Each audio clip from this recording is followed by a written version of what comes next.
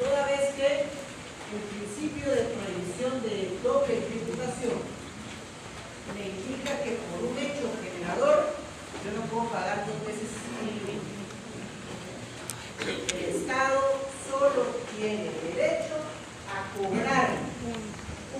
tributo por un hecho generador. Un mismo hecho generador no puede estar grabado dos veces en la legislación tributaria. ¿Ok? Pero para llegar a comprender la importancia de ese principio, teníamos entonces que primero entender qué es un hecho generador. ¿Ok? Entonces, ese concepto es básico para lo que vamos a estar desarrollando a lo largo de la cátedra. ¿Alguna duda respecto de este juego de conceptos? ¿Sí? Todos estamos bajo una relación jurídica, pero no todos tenemos la obligación de pagar tributos, sino hasta que de actos propios realicemos un hecho generador que nos imponga una obligación tributaria. ¿Estamos claros? ¿Cómo extinguimos esa obligación tributaria? ¿Hay algún problema? ¿Cómo sale? ¿Cómo salgo del cargo? Y entonces acá es donde yo les platicaba también en aquella clase donde vimos las relaciones del derecho tributario con el derecho civil. ¿Recuerdan? El derecho tributario utiliza conceptos de la teoría general de las obligaciones.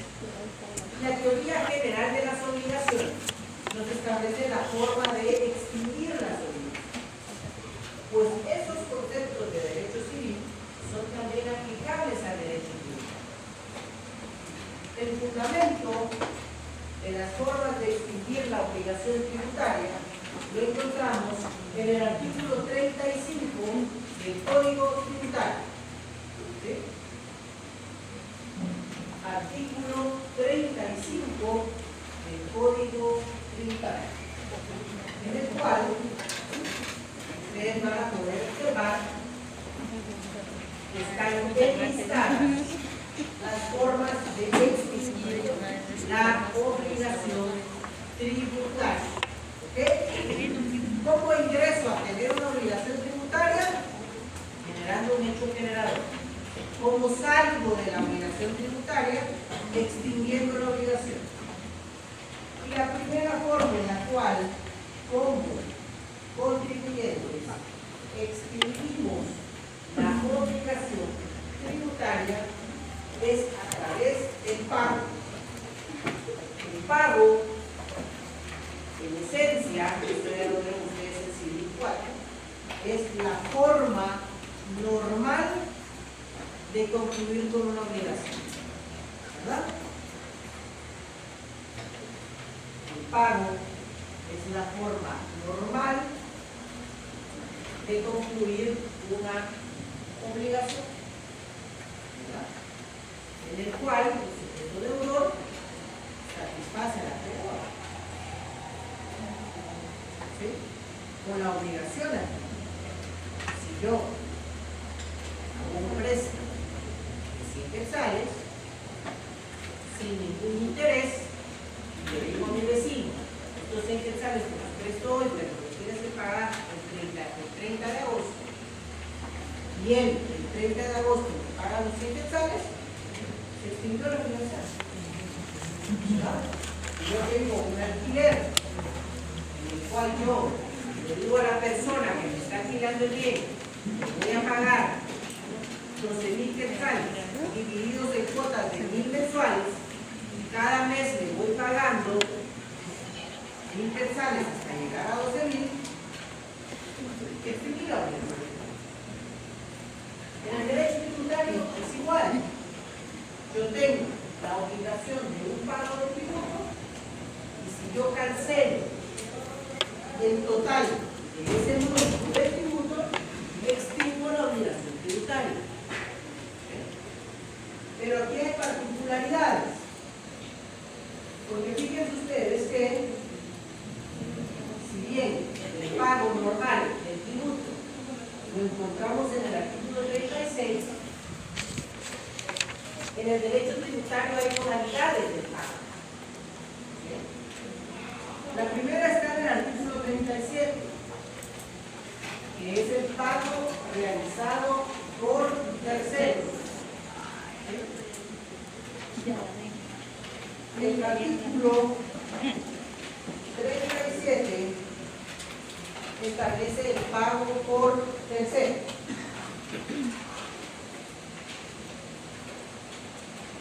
Y esto no es más que en la práctica, se recuerdan ustedes que yo les comentaba que la obligación tributaria es personal, ¿sí? Recae sobre una persona. Pero en la práctica pueden existir casos en los cuales la persona obligada o el sujeto pasivo del tributo no paga la obligación, sino que el tercero por consentimiento del tercero.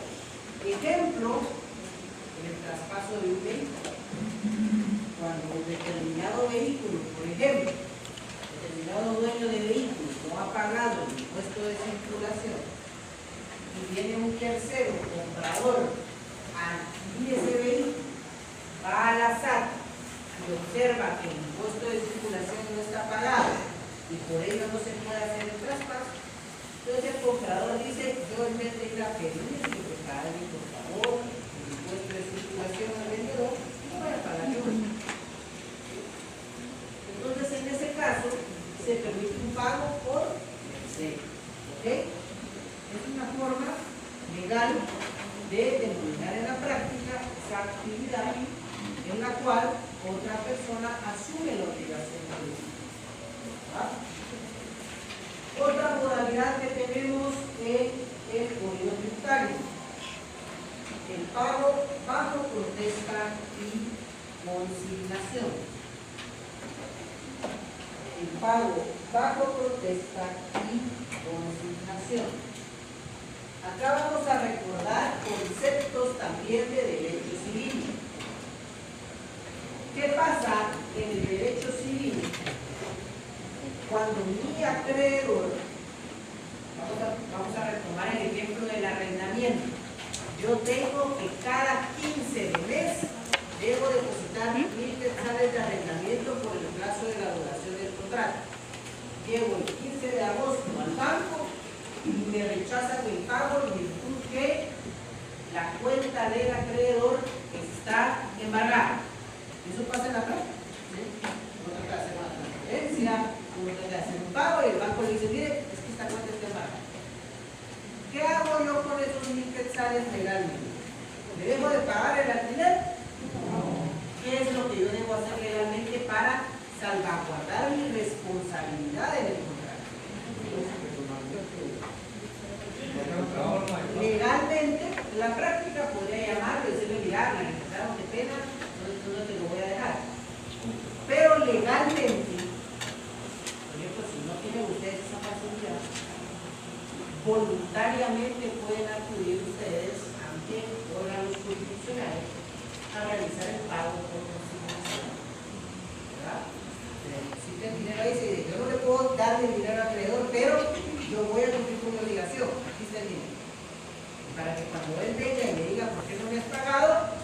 Hay una causa de fuerza mayor que me impide pagarte en la forma que convenimos, pero eso no quiere decir que yo haya cumplido mi obligación. Acá está el dinero, tú me dices cuándo hacemos las diligencias para que sea depositado.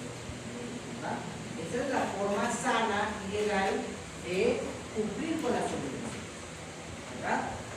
En la práctica, hay personas que se pasan de listas y entonces dicen que no se rechazan, que se llama loco, llevo 2 meses, pero eso no es legal.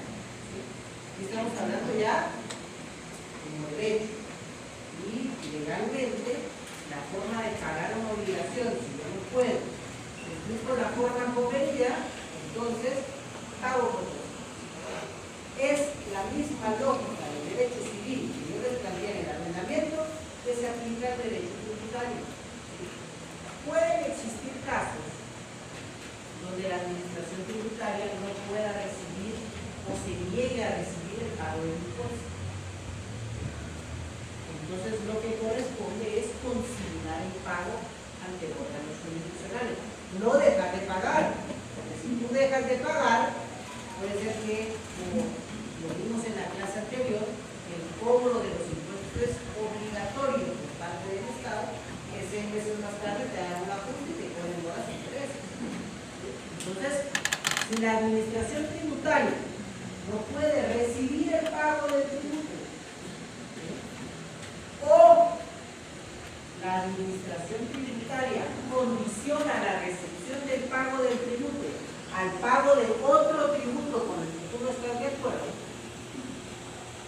por consignación, entablas por la vía administrativa la petición del ajuste del impuesto correspondiente. Si tú tienes la razón, entonces la SAT dice, ok, deme ese dinero que se pagó por compensación, pero si tú no tienes la razón, vas a tener que pagar intereses sobre lo que dejaste de haber pagado. Pero el pago por consignación es esa forma de cumplir con las obligaciones ante una imposibilidad del acreedor, en este caso de la Superintendencia de Administración Tributaria, o una negativa a recibir el pago para yo demostrar la buena fe del cumplimiento de mis tributos. Pero en los tributos también existe el pago bajo protesta. Y el pago bajo protesta, como lo indica acá, el último párrafo del artículo 38 del Código Tributario, póngale ahí, pago bajo protesta, el último párrafo del artículo 38. ¿Sí? Así es. La SAT es incapaz de darle una determinación exacta del impuesto. ¿Sí? Porque pueden existir todavía hechos generadores pendientes de grabar o de establecer cuál es la cantidad que yo debo pagar de impuesto. Entonces yo, como estrategia para evitar incurrir en multas e intereses, pago el impuesto bajo protesta, que se defina cuál es la cantidad exacta. Si lo que yo pagué significa que es más, entonces la SAT me lo debe devolver. Y si es menos, yo debo hacer el ajuste. Pero esa es otra forma cuando existe una imposibilidad de pagar la cantidad cierta y real por todavía haber operaciones pendientes para determinar cuál es el monto del tributo. Entonces, se paga bajo protesta. ¿Okay? Pago por consignación cuando la superintendencia se niega a recibir el pago, existe una imposibilidad de recibir el pago o condiciona el pago de la recepción de ese pago de tributos al pago de otro tributo porque no se de acuerdo. Entonces pago para cumplir mi obligación, pero a la espera que se determine quién tenga la razón, y en el pago bajo protesta yo voy a pagar cuando es indeterminado el monto de la obligación tributaria, pero para cumplir en forma y en tiempo mi obligación, realizo el mismo bajo protesta, que si se debe hacer el ajuste, me deberá la SAT devolver la parte que pagué de más, pero si ese ajuste indica que yo debía pagar más, yo también voy a tener que pagar la parte correspondiente. ¿Sí? Pagos a cuenta. Artículo 39 del Código Tributario. ¿Sí? Esto lo vamos a ver, lo vamos a poder comprender más adelante. Toda vez de que el pago a cuenta está regulado en el artículo 39, aplica para aquellos casos donde el tributo tiene un periodo de imposición anual, o sea que se cobra una vez al año. ¿Sí? Pero pueden existir casos, sobre todo los importadores o los exportadores, que se tiene certeza que ese año se debe pagar el impuesto. Tiene certeza. ¿Sí? Pero la base del pago del tributo tiene un porcentaje base y otro que depende del hecho generador, de la grabación del hecho generador. Entonces, por ejemplo, si yo hago el hecho generador, sé que debo pagar, por ejemplo, un 5%, pero ese 5%, 3% es una cantidad fija y un 2% depende de otras variables. Puede ser que al momento de yo tener que cumplir con la obligación tributaria, la SAT mes anual no tenga la cantidad del monto variable. Entonces, puedo yo tomar como referencia lo que pagué el año pasado, ese mismo mes. ¿Sí? A cuenta. Con la salvedad que después la SAC deberá hacer las rectificaciones correspondientes en caso el pago debió haber sido menor. Entonces yo ahí lo que tengo es, por ponerles un ejemplo muy básico, vamos a conocer ya cuando veamos la ley, es una especie de crédito fiscal. Esa es la SAC, la que me debe a mí, porque yo le pagué más. Con base a una referencia anterior,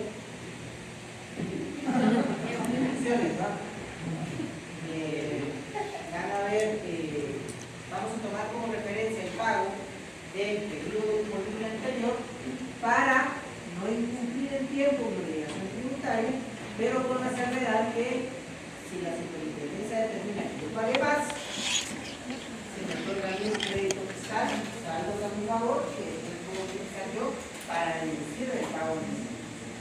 ¿Okay? Y posterior a ello, también con el pago, el artículo 40, ojo ahí, 40, nos establece una herramienta que las personas que se vayan a dedicar a derechos tributarios pueden utilizar en su momento. Y es que la Superintendencia de Administración Tributaria tiene la facultad de otorgar facilidades de pago. Facilidades de pago hasta por un periodo de 18 meses. ¿Verdad? En la práctica se puede conocer como un convenio de pago. ¿Sí?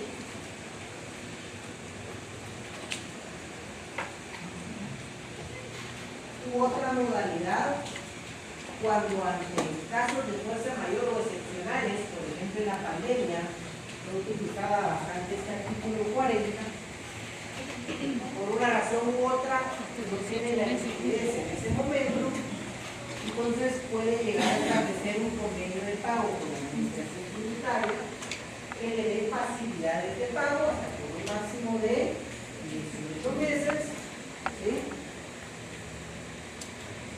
Antes del vencimiento del pago del impuesto, ojo ahí con eso, si tú no lo dices antes del vencimiento, después, estas demoras intereses.